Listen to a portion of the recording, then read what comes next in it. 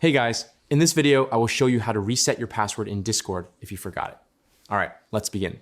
First, open Discord and go to User Settings by clicking the gear icon near your profile.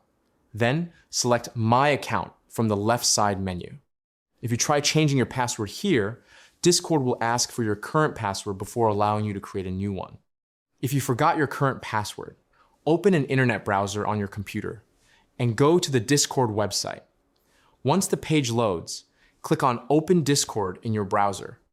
Next, click on your profile name at the bottom of the page and select Switch Accounts.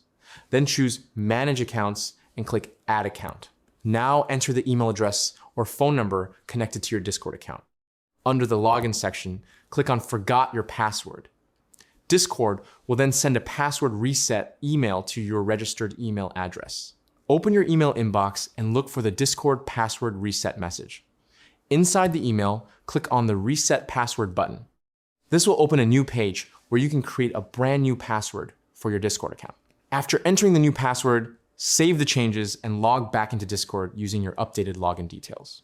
So that's basically how you can reset your password in Discord if you forgot it. That's it for this video. Thanks.